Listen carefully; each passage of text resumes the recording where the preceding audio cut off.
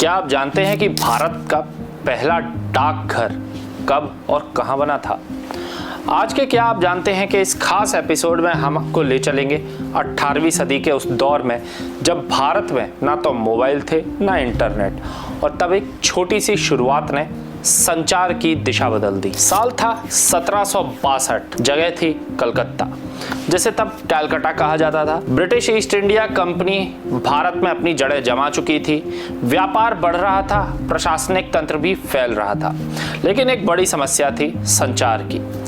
Robert Clive ने और east India company के अधिकारियों ने अंदाजा हो चुका था कि बिना एक ठोस डाक व्यवस्था के भारत जैसे विशाल देश में प्रशासन चलाना नामुमकिन है। इसी जरूरत को समझते हुए 1762 में भारत को पहला आधिकारिक डाकघर कोलकाता में स्थापित किया गया।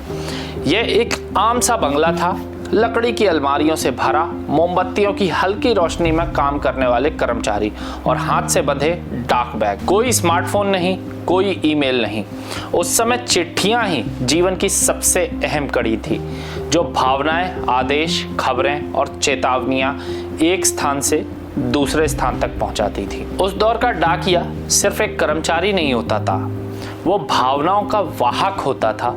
वो गांव की गलियों से शहर की गलियों तक लोगों की चिट्ठियां पहुंचाता था, कभी पैदल, कभी घोड़े या बैलगाड़ी के सहारे। उस एक पत्र में समाई होती थी किसी माँ की दुआ, किसी प्रेमी की उम्मीद या किसी राजा का आदेश। डाक व्यवस्था लोगों को जोड़ने का माध्यम बनी, एक नया भरोसा, एक नई उम्मीद। कोलकाता का वही डाकघर आगे चलकर भारत का जनरल पोस्ट ऑफिस जीपीओ बना, जो आज भी पूरे गौरव और इतिहास को समेटे खड़ा है।